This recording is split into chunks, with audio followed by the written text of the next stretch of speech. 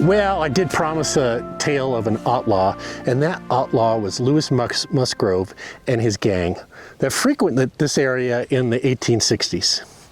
Now, Lewis had a clever, organized group of regional livestock thieves. They'd steal the horses from one location, put them on a train, ship them to another location where they would sell them. And they did that all over this region. But Lewis was more than a livestock thief. He was a murderer. He was arrested and charged with murder at Fort Halleck, Wyoming in 1863, but was let go on a technicality, that slippery snake. Musgrove then killed a man to steal his horse in the Cashlaputter Canyon just over there. The Musgrove gang used the Cherokee Trail as their means to plunder. You know those old Western movies where they show outlaws dressing up like Native Americans and then attacking the train to rob it? You guessed it, that's exactly what the Musgrove gang did. They did that near Elk Mountain, Wyoming in October 25th, 1868. It was punctuated with 4 killings. 2 of the dead were scalped, but 3 train men survived to tell the tale.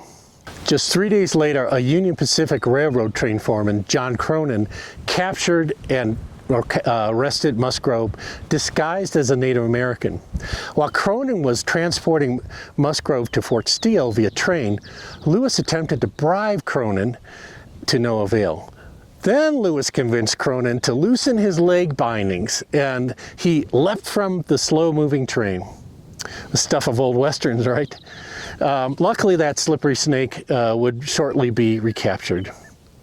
Once at Fort Steele, Musgrove was summarily charged with the trainmen's deaths and stealing government livestock, and he was remanded to Denver for trial.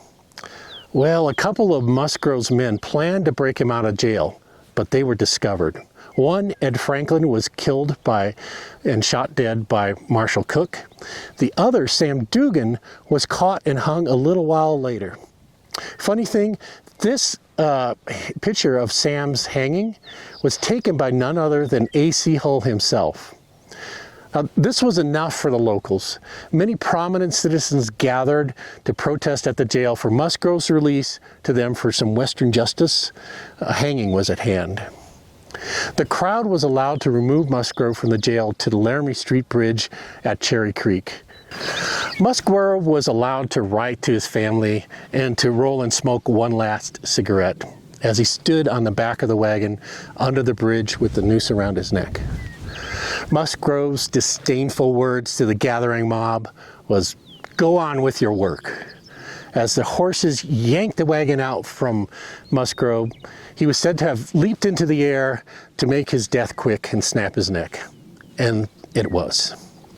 With the leader of the Musgrove gang dead, the gang was disbanded, and the good people of the Cherokee Trail were rid of the scourge once and for all. Well, I hope you learned a little something about Colorado's Cherokee and Overland Trails today.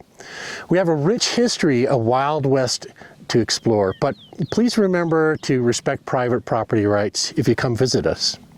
If you want to learn more about the Cherokee Trail, there are many more videos at the Oregon-California Trails Association YouTube channel. I'm Ethan Gannett for the Wild West History Association, wishing you happy trails on your journey.